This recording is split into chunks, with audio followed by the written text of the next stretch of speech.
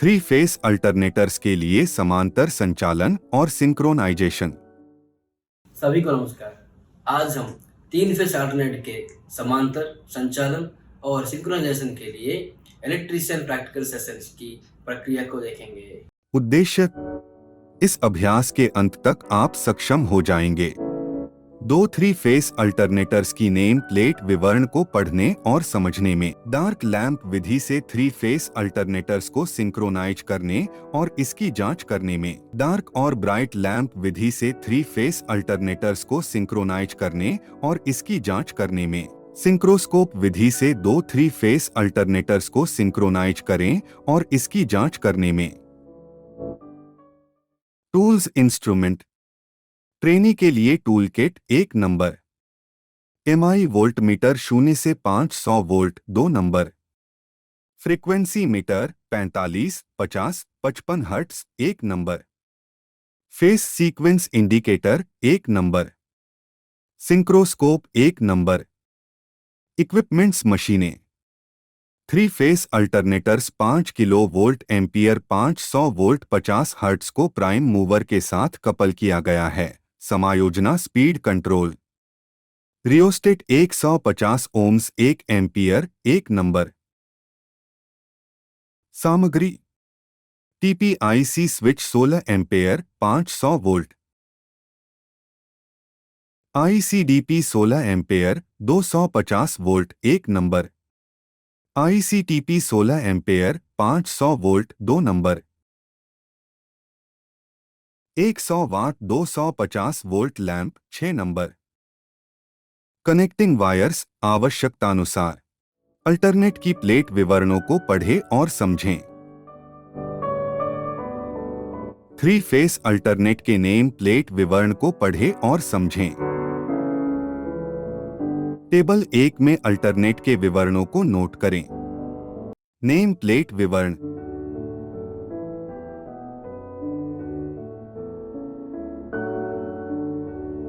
Dark lamp विधि से दो three phase alternator को सिंक्रोनाइज करें और समांतर। फेस सीक्वेंस इंडिकेटर मीटर का प्रयोग करके प्रमुख बस बार लाइन के फेस सीक्वेंस की जांच करें। इनकमिंग अल्टरनेटर और आउटगोइंग अल्टरनेटर की व्यवस्था को प्राइम मूवर कपल्ड टीपीआईसी प्रमुख स्विच, वोल्टमीटर और फ्रीक्वेंसी मीटर तथा लैंप कनेक्शन को सीरीज में कनेक्ट तथा व्यवस्थित करें। फेस सीक्वेंस सही है, यह सुनिश्चित करते हुए इनकमिंग अल्टरनेटर 1 के प्रमुख स्विच को बंद स्थिति में रखें।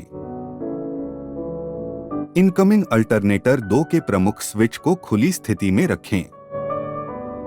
पहले अल्टरनेटर को स्टार्ट और रन करें और रेटेड वोल्टेज का निर्माण करें।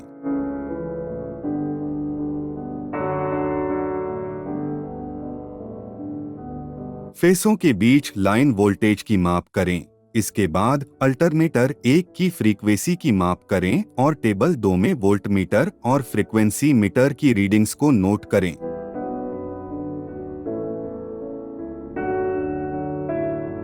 स्टार्ट करें, रन करें और रेटेड वोल्टेज का बिल्ड अप करें।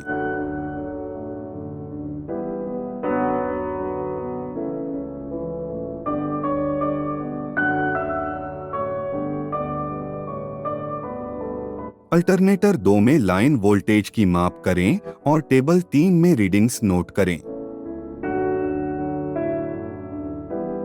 टू लैंप, दोनों लैंपों की स्थिति की जांच करें। अगर वोल्टेज और फ्रीक्वेंसी बराबर हैं, तो लैंप डार्क हो जाते हैं और फिर ब्राइट हो जाते हैं। अगर दोनों अल्टरनेटर की वोल्टेज और फ्रीक्वेंसी समान नहीं है, लैंप फ्लिकर करेंगे। अल्टरनेटर 2 में फील्ड एक्साइटेशन करंट को समायोजित करें और वोल्टेज को अल्टरनेटर 2 की समान मान में लाएं। लैंप की ब्राइटनेस, चमक की स्थिति की जांच करें। अगर लैंप अभी भी फ्लिक करेंगे, तो हो सकता है कि फ्रीक्वेंसी समान न हो। इसे अल्टरनेटर 1 के समान फ्रीक्वेंसी मान तक लाया जाना चाहिए। अल्टरनेटर 2 के प्राइम मूवर की स्पीड को समायोजित करें और फ्रीक्वेंसी को अल्टरनेटर 1 के समान लाएं। अब सभी लैंप एक बार में ब्राइट और डार्क बन जाते हैं। यह सिंक्रोनाइज होने के लिए सभी शर्तों के पूरे होने का संकेत है। जब भी सभी लैंप डार्क स्थिति में हो तब अल्टरनेटर 2 के प्रमुख स्विच को बंद करें। दोनों अल्टरनेटर्स के लिए कॉमन लोड को स्विच ऑन करें। जांच करें कि दोनों अल्टरनेटर्स में लोड समान रूप से साझा किया गया हो। अपने अनुदेशक से इसकी जांच करवाएं। डार्क और ब्राइट लैंप विधि से 3 फेस अल्टरनेटर को सिंक्रोनाइज करें। फेस सीक्वेंस इंडिकेटर का प्रयोग करके प्रमुख बस बार लाइन के फेस सीक्वेंस की जांच करें। अल्टरनेटर 1 और अल्टरनेटर 2 की व्यवस्था को prime mover TPIC switch lamp connection के साथ व्यवस्थित करें। 2 फेसों में 2 जोड़ी लैंप कनेक्ट होते हैं। एक फेस में लैंप की जोड़ी वोल्टमीटर तथा फ्रीक्वेंसी मीटर के साथ सीरीज में है। अल्टरनेटर 2 के प्रमुख स्विच को खुली स्थिति में बनाए रखें।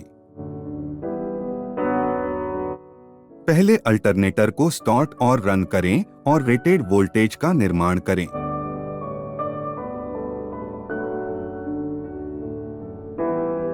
फेसों के बीच लाइन वोल्टेज की माप करें। इसके बाद अल्टरनेटर 1 की फ्रीक्वेंसी की माप करें और वोल्टमीटर और फ्रीक्वेंसी मीटर की रीडिंग को टेबल में नोट करें।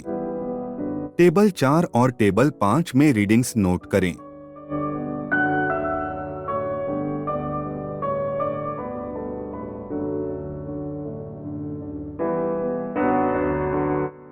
लैंप की स्थिति को देखें।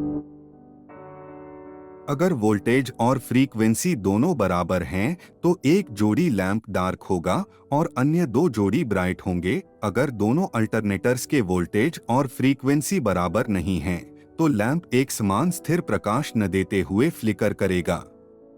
जांच करें कि वोल्टेज और फ्रीक्वेंसी बराबर नहीं है, तो टास्क 2 के चरण को दोहराइए और अल्टरनेट 1 में समान वोल्टेज और फ्रीक्वेंसी लाइए।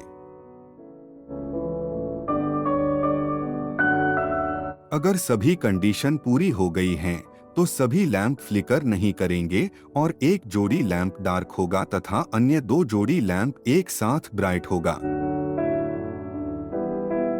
जब लैंप ब्राइट स्थिति में हो तो अल्टरनेटर 2 के प्रमुख स्विच को बंद कर दें। दोनों ही अल्टरनेटर्स के लिए कॉमन लोड को स्विच ऑन कर दें। जांच करें कि लोड दोनों अल्टरनेटर्स द्वारा समान रूप से साझा किए जाते हैं। सिंक्रोस्कोप का प्रयोग करके 2 अल्टरनेटर्स को समांतर में कनेक्ट करें। इंस्ट्रूमेंट्स को दिखाए गए अनुसार कलेक्ट करें। इक्विपमेंट और इंस्ट्रूमेंट्स को कनेक्ट करें। इनकमिंग अल्टरनेटर 2 को कम एक्साइटेशन के साथ स्टार्ट करें।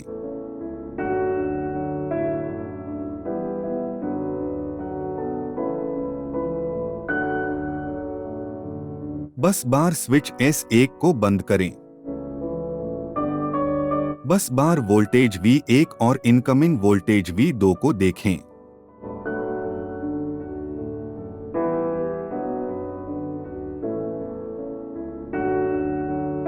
इनकमिंग अल्टरनेटर के एक्साइटेशन को V1 के V2 के बराबर होने तक समायोजित करें। आने वाली और मौजूदा मशीन का वोल्टेज बराबर होना चाहिए।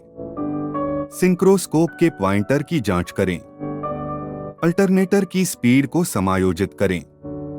अगर यह फास्ट इंडिकेट कर रही है, इनकमिंग मशीन की स्पीड को सिंक्रोनाइजर के पॉइंटर को देखते हुए धीरे धीरे कम करें।